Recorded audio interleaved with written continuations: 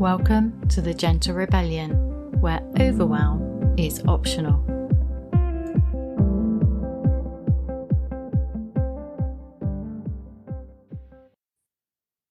Hello, and welcome to this week's episode of the Overwhelm is Optional podcast. And I know I'm always excited and delighted, but I'm extra excited and delighted to introduce you to one of my favourite people in the whole world, who I'm very fortunate to have met and get to hang out with regularly over an online Zoom cuppa, which is one of my favourite things to do. Dee Grant Smith.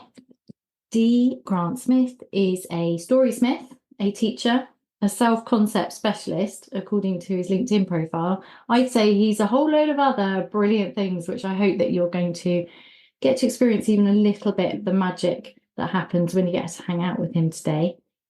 And I'm just going to dive straight in with we've already chatted today before. This sounds really rude not to say, how are you, blah, blah, blah. But we've done that because it's Tuesday and that's our fortnightly cuppa. I'd really like to dive straight in with what's on your mind that you might like to talk about, just to see what's coming up for you today. Wow. Quite a few things, to be honest. Storytelling is such a huge part of my life, but it's a huge part of life in general. And there's always some story that is working its way through my imagination. Sometimes it's building on something that I'm in the process of continuing to write. Sometimes it's something that's brand new. Sometimes it's a combination of the two. Sometimes it's like processing a dream I had. Like I had a really, really weird dream last night that I still kind of keeps flashing in my head. But it's interesting because you and I, when we have our and I love how you call it a cuppa. Like I love how we have, these conversations. I look forward to every Tuesday morning getting to hang out. But there's all these, you and I just had this really long conversation, and there's all these really beautiful stories interwoven in between that. And what's really cool about that, one of the things you and I were talking about is how different societies and different cultures and different groups of people, there's all kinds of divisiveness that takes place in our world, where there's all this stuff about how, if it's perceived or is positioned as though if you don't agree eye to eye, specifically, perfectly on whatever the subject is, then we amplify that disagreement and create all this tension and all this division. But really all it takes, if you think about it, if we can, and this is where maturity and just being different kinds of people come into play, but like being a conscious listener and being somebody that genuinely is interested in other people, if you'll allow people to give the space or create the space, or if you will create the space to listen to the story that someone shares behind the things that they think, behind the belief systems that they have, then you'll find that there's all these things that we perceive to be disagreements or differences are actually not there. And I think story has such a huge power. Talking about superpowers, story has a huge superpower in being able to actually be the one unifying agent that brings all of us back together again. Wow. Well, that's one way to start a podcast interview, isn't it? I love that. And I'm just standing here thinking, I've been talking to you for months and I've never quite got that angle on it. And that's what I love about having conversations with people in general, but particularly talking to you, is I'm always blown away by the next way of looking at something. And I love what you've said there about storytelling. And I suppose my way of looking at it would be, I invite people, one of my many tools, as you know, is to put on some gently rebellious lenses to look at the world through differently. And yeah. and for you, it's deeper, because it's not a light thing, but all my things are tiny, huge. So it's kind of small in that you just put these lenses on. Obviously, there's a whole huge bit there. But what I love about what you're saying is you look at the world through this story lens, this storytelling lens. I love the story smith. I think that's just beautiful. And hilarious, obviously, as your name is Smith, but it is brilliant because there's something much deeper going on, which I don't think I get yet. I really don't. I think I'm still in the Yeah. I get the whole, from a psychological point of view, that the stories we tell ourselves, the beliefs we hold, and we can uncover them. And part of coaching is doing that. And I just brushed that whole heap of beautiful, deep work off. But I don't mean it like that. I mean that I think you're doing something else. And I'd really like to explore that with you, if we may, just start there. So you're saying not just, I think what I heard was you're saying that when you really listen, you can hear the story behind what somebody's saying. And not only, so in my case, that would be, yeah. And I want to know more because I love people and I'm curious and, and for me, I'm always looking at it and where are they stuck and where's the freedom that I can help them find for themselves and the capacity for more joy. That's my work. But you're coming at it from a different lens with this storytelling. And you just said, and it can unify people. And there's something there for me. And I just have to throw this in before I forget. And I know I'm overloading you with stuff, but you won't mind. Dr. Seuss, there's a Dr. Seuss book, isn't there? What's the Dr. Seuss book? Where the people are like, oh, what is that Dr. Seuss book? Oh, I know exactly what you're talking about. It's the Divisive groups, I can think of the imagery. Yeah, I can see. And they have a name. They're all little like yellow, almost like chicken looking. Yeah, the little yellow Dr. Seussy Yeah. people, and they both holding opposing views. And it will come back to us. We'll leave that. But there's something for me that came up while you were saying that, and the idea that we can, this unifying story, there's something there that I'd love, if anything's coming up for you, that you could explore a bit further if you would like to. Yeah. So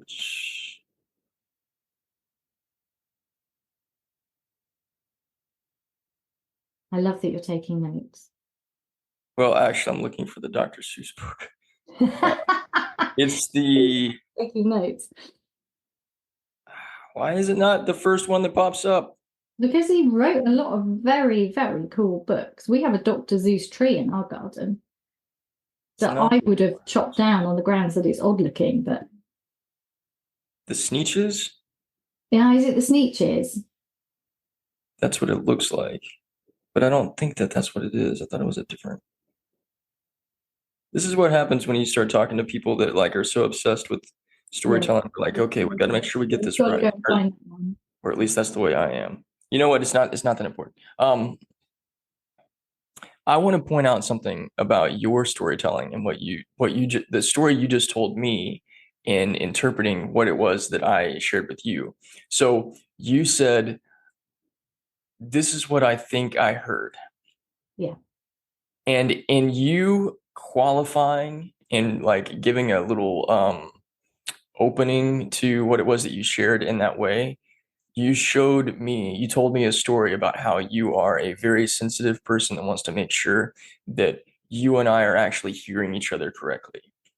Yes. You didn't say, okay, so D Grant, this is what you just told me, as though this is like the perception of the things that you heard, like this is the only one thing that you possibly said. So what that communicates to me is, you are really clear and detailed about your perception of things. Also, you want to make sure that like what it is that I'm communicating to you is, and what you're interpreting is what is that was actually my intention. And that also speaks very highly of the intentionality that you have about relationships in general, but in particular ours. So I want to point those things out because you and I are both pointing out things about each other and the things we're saying. I think this is really important, especially for your podcast, because this, correct me if I'm wrong, the whole point of your podcast and the point of the work that you do is helping people get out of these feelings of overwhelm and burnout. And one of the things that contributes to burnout and overwhelm is this overthinking mind. Yep. That is constantly just overburdened with these perceptions about the way that things are, or our often misinterpretations of things that happen. Yep. And we're not always paying attention to the actual subtle cues that are telling us that everything is really okay. because we've got these stories in our head that are like just contributing to this ulterior or alternative version of something that's not really all that present, or probably not even real at all. So you and I have both illustrated to each other in this moment how we're paying attention to these very small details, but in our small details that we're paying attention to with each other, we're finding commonality and we're finding trust and we're finding love, and it's a beautiful thing. Wow, I love what you just did there. That's very clever. And also thank you. Wow. But I think there's something else for me in the I really don't like it when somebody reports back to me what they and says, this is what you said. I really don't like that. This is what you said, but it's not what my intention was. And please forgive me if I don't always speak correctly. That really upsets me, and especially at the moment, because we know there's a lot of issues with being able to speak without fear of messing up and having our intentions misinterpreted. So part of what I was saying there is, can I just check in that this is not just that I heard you right, but is this what you meant to say? Because you may have meant something else, and it's not easy to say. And what the purpose of a podcast for me, in this beautiful free flowing nature of the conversation, is that I want you to feel safe so that you have the courage to speak.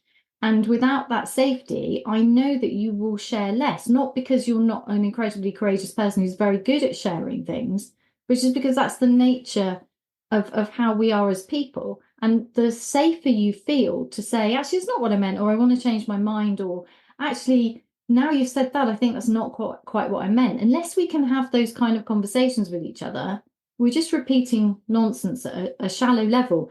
And one of the dangers, I think, is that when you work in the personal growth space, the transformation space, you can think that you're having deep level conversations, and actually you're not. You're kind of just repeating how you see things, and this is this is my work and this is your work, and we have this in common, which is kind of nice in lots of ways, because it's not terrible. But I'm really interested in the deeper stuff and the more revealing stuff, as in the stuff that comes up between us, the magic that we create in the space between us. I think that there's stuff that we can say separately, and I mean this as we as humans, not just us. And then there's the stuff we create in the magic between us when we create a very safe container with clear intention and respect and love. And when you go to that higher level, well, it produces more of a gift to the world and the listeners, but also it's a hell of a lot more fun. I mean, and that's yeah. So that's where I'm going. That's what I got. There was something more for me in that. Is this really what you meant, or and I'm also laughing at myself because you made me sound absolutely like a really cool, wonderful person. Thank you for that. But I'm also thinking, you are a really cool, wonderful person, and you know this. Okay, but I'm also going to do some English self-deprecation for you. I know you love that. And I just want to qualify that I'm not like some amazing, perfect person, because also that would just be irritating and boring. But that I'm just I'm reflecting that, yes, you're right in many ways. And isn't it the hardest to be like that with the people closest to you? So, for example, I know in my closest relationship with my partner, I'm probably like the worst at saying, this is what I think you said. I'm much more likely to say, but didn't you say this? And that's what happens, is and I think understanding that and sharing that's important before we get into like, yeah, we're really high level people who always are brilliant at communicating. The people closest to you, the people who are going to trigger you the most into the most balmy nonsense. So I just want to clear that up and say, yes, for this conversation and in my work and in many ways, I am what you said, but I'm also perfectly capable of being pushed back into that more fear-based habitual nonsense where I get very defensive because I'm human. And it's really good to reflect on the differences and the how different we can be in different situations. And that is, I'm sure, as you could attest, is to do with the stories we tell ourselves, and that we can get stuck in the story with the people closest to us is the most well-worn story and possibly the hardest to change. I don't know what you think about that. Well, that was me writing some really awesome notes because you really did uh, remind me of something. And what you just said at the end there about like in our closest relationships, that's when the it's not a mask, but that's when the kind of like when our biggest weaknesses in these areas that we are, we know we're strong in, especially in this, personal development, spiritual development realm of, helping guide people, coach them, if you want to call it that, into these different, next levels of their evolution and growth and stuff. But it can also be a challenging thing because in those closest intimate relationships, um, the the more baseline fear-based, like you were saying, uh, insecurities and like I want to say like core wounds. That's where those things come up. And so what you were describing to me a minute ago about um, saying this is what I heard you say to create this safe space and make sure that what it was that I was communicating or using, the words that I was using, that you were interpreting them correctly. It reminded me of something that I find myself, I don't use words willy-nilly. I don't use letters willy-nilly. So by the way, folks, if you message me, and I highly hope that you will, when you message me, my name is D. Grant Smith. And you can be whatever you want to be about me making a big deal about my name. But if I took the first letter of your name off and called you that, you probably would be like, who the hell are you talking to? And that's kind of the way that I feel when I have addressed myself to people and I've signed my name, D Grant, and they say, hey, Grant, blah, blah, blah, blah, blah, blah, blah. I'm like, dude, please read. Anyhow, going back to what you said, I realized that there are certain words that people have said to me that I've held on to. And I interpreted what they said in these certain ways. And instead of asking questions, instead of doing what you did with me, I said, well, you said blah, blah, blah, blah, blah, blah, blah, blah, blah. Feeding in my interpretation and actually feeding in my hurt and my pain in that moment, instead of actually getting clarity and operating from a place of love and being like, I'm thinking of former partners in particular. Like, instead of approaching it from like I know we're on the same team and I want to make sure that we stay on the same team, I've approached it from like, how could you say that to me? Yeah. How could you It's use that these words? automatic assumption of the worst possible, most threatening Yeah. outcome, which is And kind of bizarre, but I guess it's just the ancient patterns to keep us safe. but I also think that it's really important for folks like us to have these kinds of conversations and to do so in this pseudo public sort of way, because now not only are we taking off, the curtain so that we see that, Oz isn't, Oz the Great. It's there's a human being behind the mechanism that is incredibly flawed, but also incredibly perfect. And that interesting paradox is all of life and all of existence. But with that also is this realization that like I have a big problem with certain words. So when people call me an expert at anything, like I am very, very skilled at what I do. Actually, I consider myself to be the best there is at what I do because nobody does what I do. Like Storysmith, that's me. Superman of storytelling, that's me. I'm the best there is at what I do, but that doesn't make me an expert because the idea for me of expert is perfection, no flaws, does everything absolutely perfectly perfect every single time. And that just doesn't exist in my world. So to think that because I've spent a long time in the relationship building world and helping other people build stronger relationships with each other. I've never been a relationship coach in the romantic sense, although well, actually that's not true.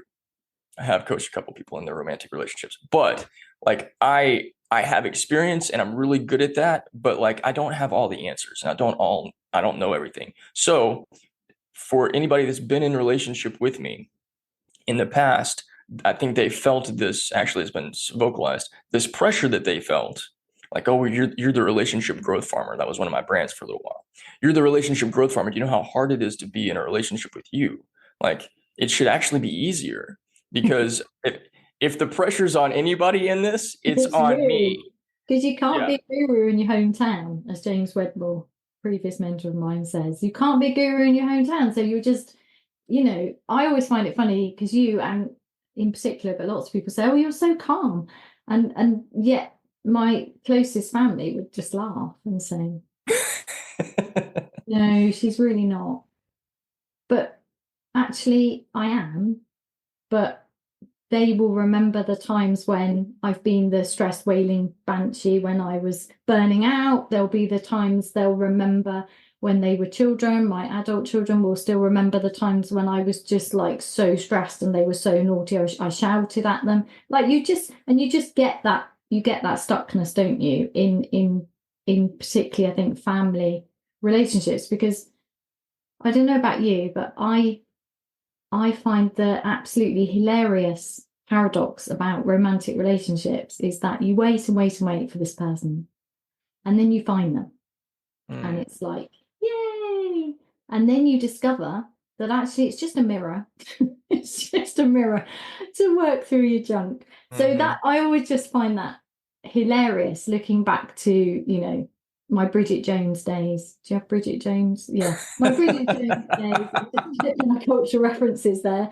Being in my 30s, and I don't know, the nonsense you go through with the dating scene. And oh my goodness, I could tell you some hilarious stories, but I'm just not really interested in them anymore. But then to finally meet somebody and then realize that that's when the adventure really begins, so it's easy to look back at that time and see that. And I do remember, and I will say it to friends now who are in that stage of life where you're waiting for this person to build a life with, like, just enjoy this time, because actually, if you knew that in a year's time or 6 months' time you were definitely going to meet someone, you'd be telling yourself a different story about your time now. You'd be like, right, well, I'm really going to enjoy this time because I'm single and I get to do all of these things that when I'm with somebody I won't. Like for me personally, it'd be eat less food, because as soon as you meet someone, you put weight on as a woman because you're eating the same as the guy until you realize and then reverse that. It's a very common thing.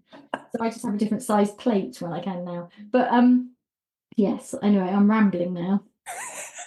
Ramble away, my friend.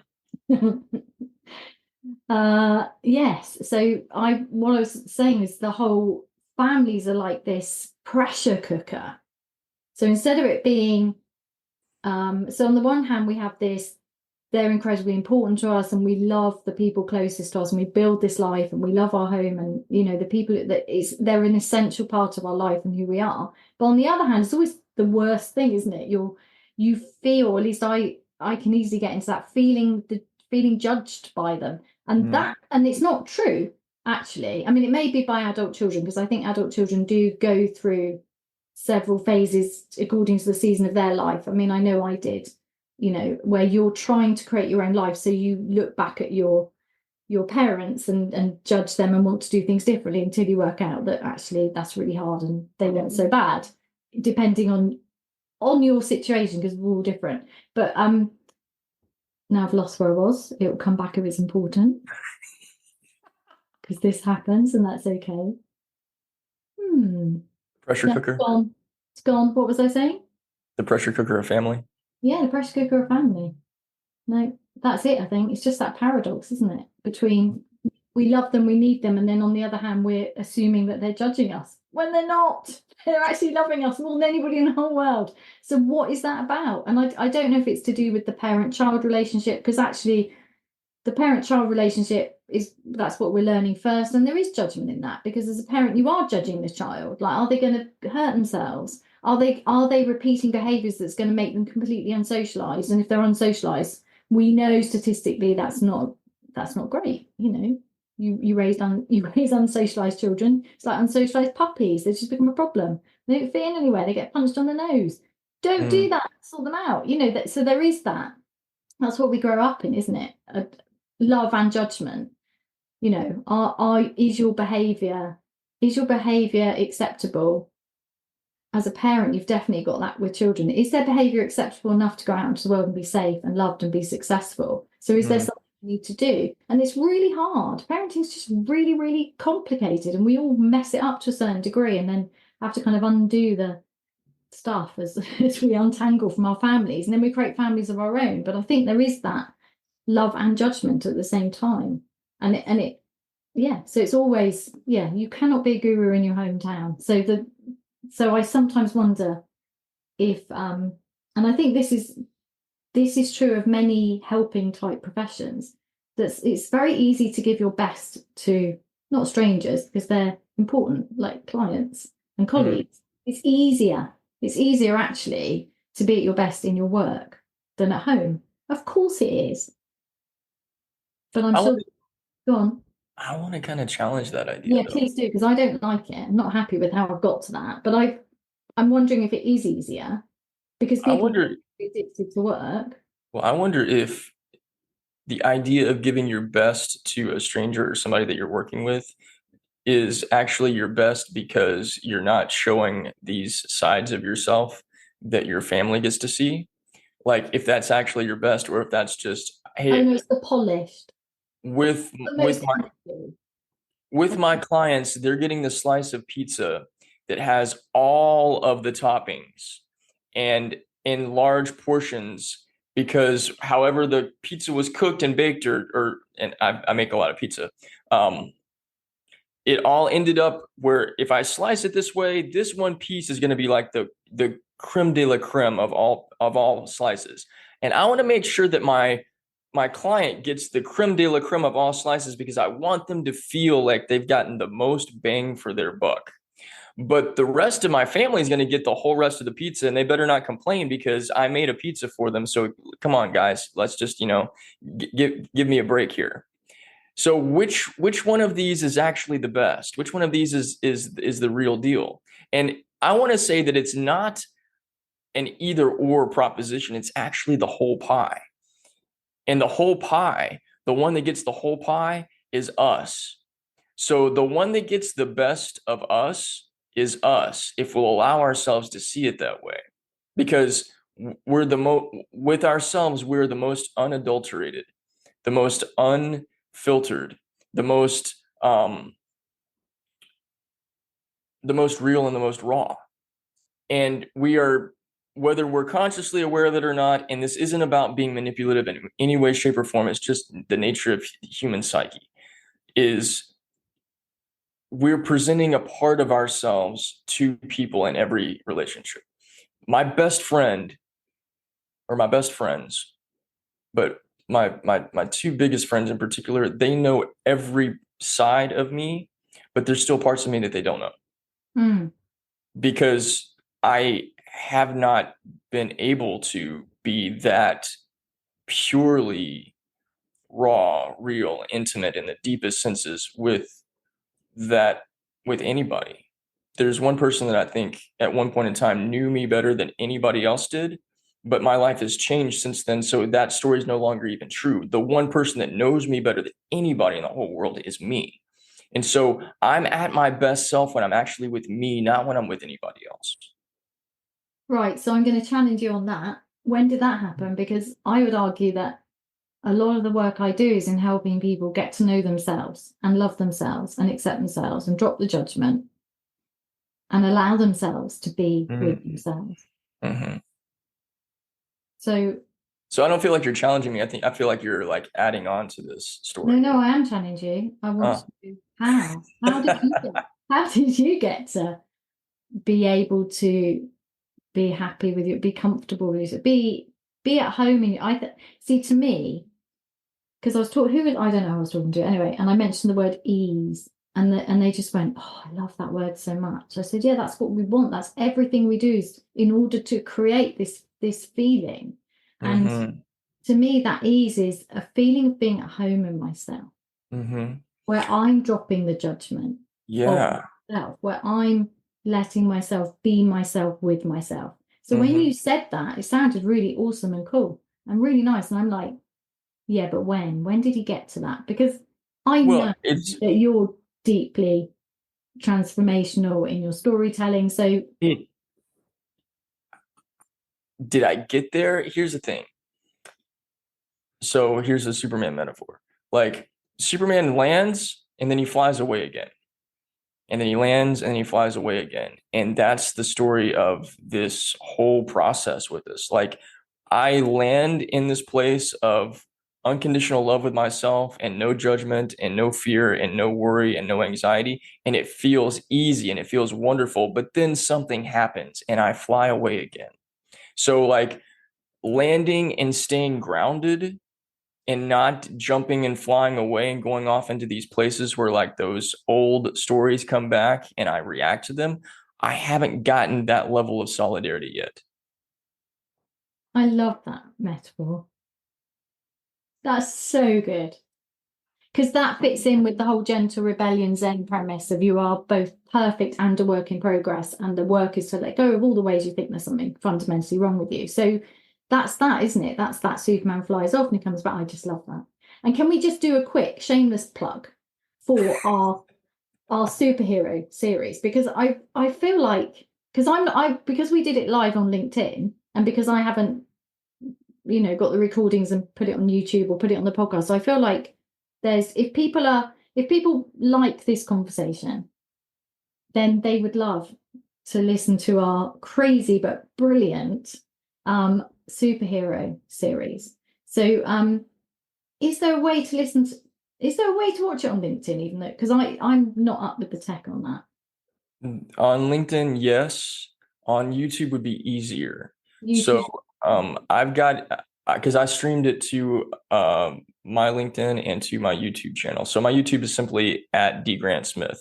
Brilliant. No Thank extra you. letters, no extra numbers at the end, just at D Grant Smith. And if you go to the live video setting, I think like if you go under videos and it's got like shorts and videos and live or whatever, under the live setting, this show is called The Hero Story Garden. And so Heidi and I do this very deep dive into the garden of these superhero stories, and this is something I'm very passionate about, and I'm so thankful that Heidi was willing to allow me to help her convert over into becoming a superhero comic book nerd. And it's been one of the joys of the last 5 to 10 years of my life to hear you talk about how like you got Marvel tissues and a I have Marvel got Marvel puzzle. tissues and a Marvel puzzle, yeah, and have astonished my adult children with the fact that I watch superhero movies as part of my work. Yes, and I love that you continue to tell that story. It makes me really happy. Um, but so we deep dive into these stories and we unearth powerful life lessons that are, I think, very especially applicable to folks that are like me and like her, that are we're very conscientious beings. We're also highly sensitive. We're very empathic. We see the depth of things instead of just floating around in the surface level stuff. If you were like that, you would get a whole lot out of this show, aside from the fact that it's incredibly entertaining. And also, before you think, oh no, I wouldn't be interested in that because I don't know about superheroes. No, neither did I. And that's what's so brilliant, is because I'm coming at it from a what? And you're just this. I have to say, can I not use the term expert in this particular scenario? You can have the green light to throw Because that. your ridiculous amount of knowledge about superheroes is just literally astonishing to me. Always. It just, yeah, just amazing. I just don't understand it really. Although I can understand it now and do actually want a t-shirt. So there you go. Captain Marvel is my, as you know, superhero. She's just so empowering and brilliant. Anyway, thank you for that, because I do think some people are going to want to check that out. And I'll put the link in the show notes as well to make it really easy. And I also think I'd quite like to put them on my YouTube channel because more people would find them, and they are. They are nice to have on while you're cooking your tea, I think. Good thing to have on the background.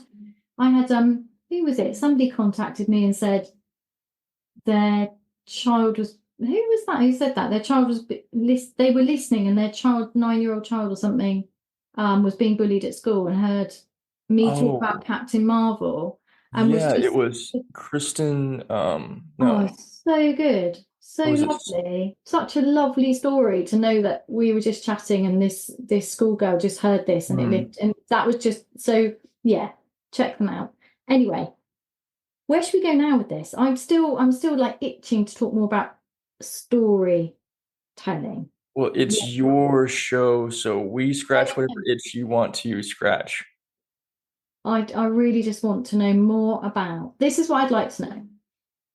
I'd like to know how I mean, I guess it'd be easy for me to say, well, as a coach, I help people look at their stories and change their self-concept, but that's too shallow. That's not what you do. You do something, I believe, something deeper than I know, something more magical than that. So I'd really like to know how you approach storytelling, because we were talking about this earlier about the fact that as a personal brand, you're encouraged to have stories that you tell. And if you look at big brands, they have stories about their origin or stories they tell. And that works because we know about the brain and storytelling. That's fine. But that's not what you do. You do something much more magical and really important than that. And I'd like to know more, even though I think I know. I want to hear it from you. I appreciate the question. And I want to be very clear because this is something that I'm continuing to explore. And I think it's important to recognize that, like, going back to that whole idea of experts, it would seem that I would know how to describe everything that I do in pitch perfect clarity every single time because that's what I help people do. But I don't get it pitch perfect every single time. And I find that sometimes I have to kind of remind myself of like, wait, well, that's a part of what I do, but that's not really everything that I do. And here's something that I think is really important. And this is something I'm coming to terms with myself because I get asked, and I'm sure you guys do as well, like, so tell me more about what it is that you Yeah. do. Yeah. I really have gotten to where I hate that question because it's like the second or third question that gets asked after we learn what people's names are and where they're from. And I'm a very, very interesting person. There's a whole lot more to me than what I do professionally. Well, And you're thank such God. yeah, no, exactly. I shouldn't be. I'm smiling because my own story with that very question is just makes me laugh. It just makes me laugh.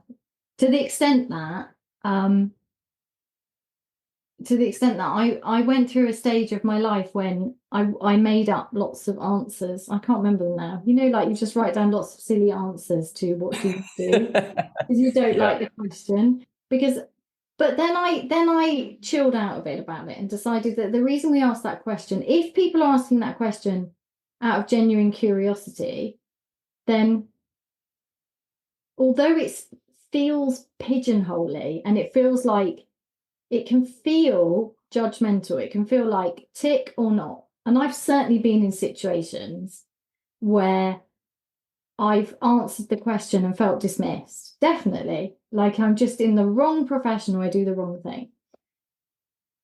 However, from now now I'm more solid in myself. I tend not to take offense. So I'm more kind of like, but it's still I don't think it's a very easy question. Like you can have a title of a Mhm. profession and that can be a block because like, yeah, just back off. There's your answer. Move on. Or you can have a really interesting answer where you actually, but it depends who's asking it. However, this is So, me asking it, and I genuinely want to know because I don't know yet in terms of being a client of yours. So I'm about Mhm. to experience that in a couple of weeks' time, where you're going to help me.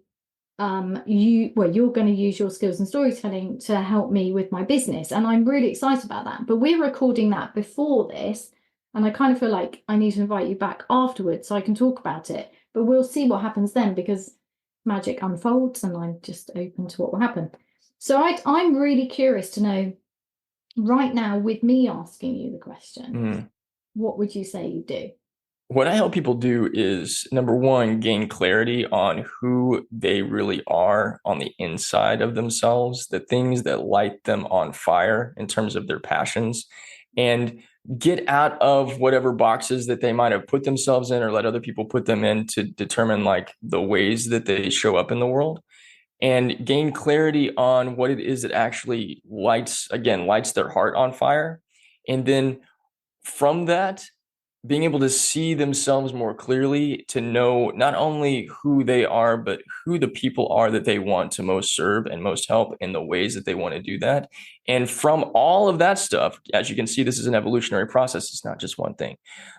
Through this evolutionary process, now with this clarity, now you know what stories to tell when you're talking about your business, when you're talking about yourself, because you know what really resonates with the hearts and the souls of other people. So much of, and we can call this branding, or we can call it marketing, we can call it any number of things, but so much of this stuff gets put in this way of we have to do things to get people's attention. Back in 2015, I wrote my first published book called The DIY Musician's Radio Handbook. At the time, I was a syndicated radio show host. Oh, yes, here's another facet of my story in my life that you didn't know about until now. There's so much about me that like I don't talk about all the time because it's not always what it is that I'm in the space of doing right now. But I got my first foray in doing storytelling by helping musicians share their stories and their music to build relationships with people in the music industry, to build relationships with their fan base, and to build relationships with influencers like myself at the time, to get their music heard by media, radio, blogs, podcasts, all that stuff. I learned back then that this idea that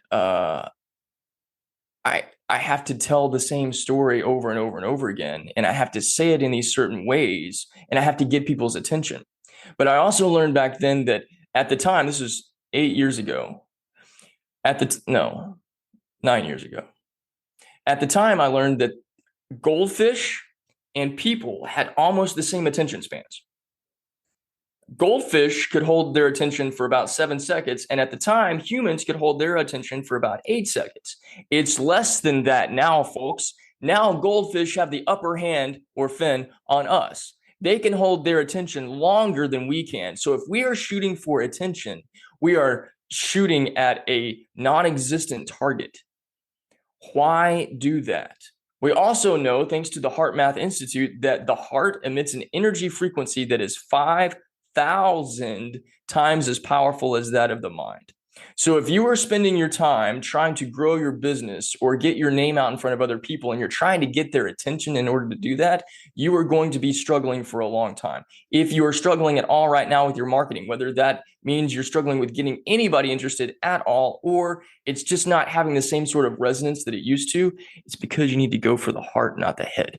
I help people go for the heart because the heart is where the soul lives.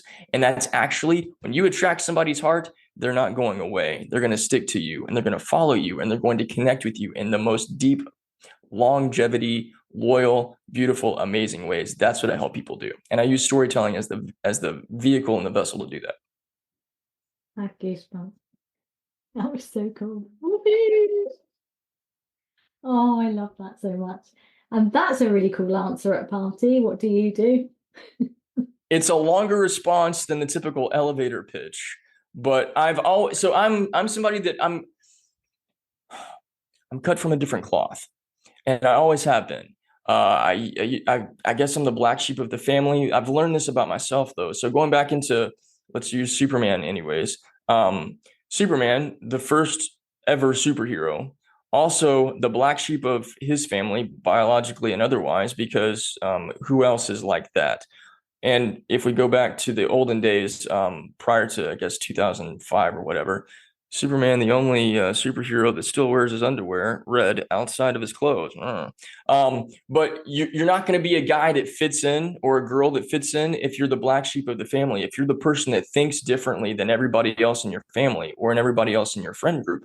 And there can be this desire that you have to feel like, oh no, I need to change something about myself so that I fit in. I need to doctor myself in some way so that I'm not ostracized everywhere I go. Except that if you want to be great at anything, if you want to be iconic at anything, if you want to be known as the best at anything, you're going to have to stand alone, because all of the icons are like that. They don't fit in. That's why. So I have not ever really seen things the same way that the majority of my family or the majority of my friends do. And I used to hide myself and silence myself and mute myself. And when I realized that, wait, dude, this person that I am is actually pretty freaking awesome and grand and great.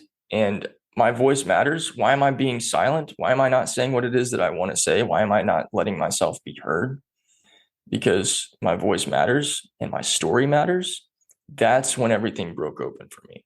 So what does it take for anybody? And it doesn't matter what profession you're in. What does it take for anybody to go from where they are to where they want to be? It's you allowing yourself to have permission, and only you can give yourself this, to tell your story. And if you don't like your story, you have this magical pin that exists inside your consciousness to cross out what you don't want, rewrite it, and move on from there. Woohoo! Still got goosebumps. So excited. Oh my goodness, I could talk to you all day. This is Winner, just, what a huge compliment. Yeah, exactly. Best compliment. I feel like wrapping this up and then inviting you back again in a few weeks. Winner. That's what I feel like. How would that be? Absolutely. Cool. So I'm trying to sum up everything we've said, and I'm not sure I can. I'm not sure that you need to. I'm not sure I need to, but I just kind of feel like I want to thank you, actually. I want to thank you for your courageous voicing of things that I think matter. Mm. The highlighting of the being a conscious listener. Mm. I really think that that's incredibly valuable, particularly as the whole world is in election cycles this year. And not that we're going to talk about politics or religion, because that's just indigestible. But yes, the being a conscious listener adds even more to the tool of curiosity, which we like to use a lot on this podcast. And that holding people with respect and love, and just listening to for the story behind, with the intention to hear. That, I think, yeah, at least that is one of my highlights of this conversation. I really want to thank you for that. So Dee, it's been absolutely amazing. Thank you so much for bringing your energy, your magic with words, and yeah, yourself to the Overwhelm is Optional podcast. It's just been lovely. Well, I appreciate you. I appreciate this opportunity to get to talk with you twice in one morning. What a beautiful, beautiful, beautiful gift. And it's actually, I want to point out something else that you do really well, Heidi. Probably top 3, easy, maybe even number 1. I've been guest on several podcasts in my day.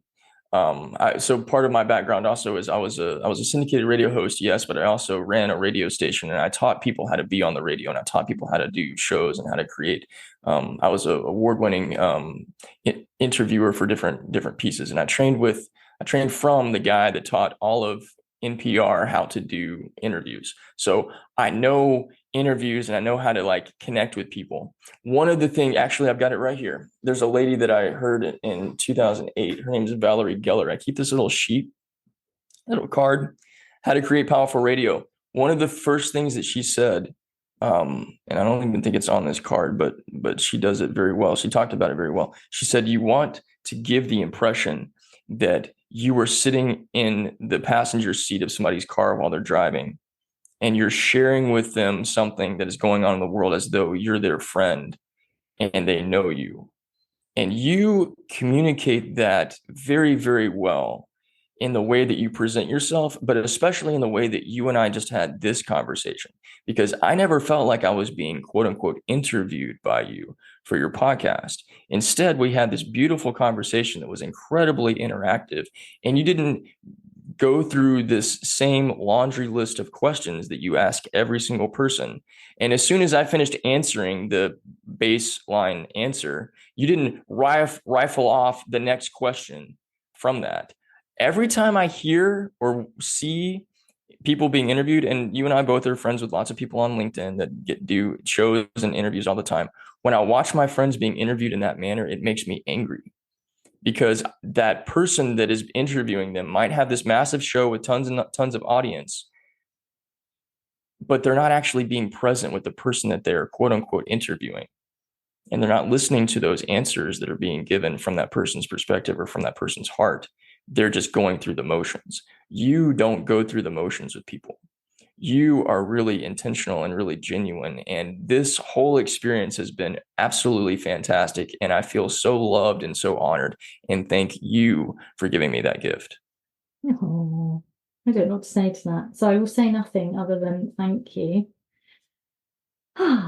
That is my intention, is to hold space for magical conversations that enrich people's lives and lift them up and make them feel seen and heard. Because when we are seen and heard, everything changes. Yeah. Amen, sister. Yeah. Can you, just before you go, just say where people can find you so they can say hello? I don't spend much time on social media, I'll be honest. The one place I spend probably the most time is LinkedIn. So just like everything else, LinkedIn/IN/D Grant Smith. If you leave the D off, I don't know who you're going to get a hold of. It won't be me. But one of the things I want to just make of this brief mention, one of the things that makes me a great storyteller is I am a storyteller. I've written 60 something stories and counting, including a bunch of novels that have not been published yet. I'm about to publish an anthology of stories that I'll be talking about more on this show that I'm going to be starting, that's going to be on LinkedIn and possibly on YouTube. I'm not sure. But if I've said anything to you that's made you the slightest bit curious about what does a D. Grant story read like, because he's saying things that are really interesting to me. I write stories that will lead you down a path to find truth for yourself in realms of spiritual and personal development, and through the lens of different kinds of things like science fiction or even murder mystery. But all of that stuff is available at my website, which is growthfarming.com. Thank you very much. And we will, of course, put the links in the show notes to make it really easy. Thank you so much. Thank you, Heidi.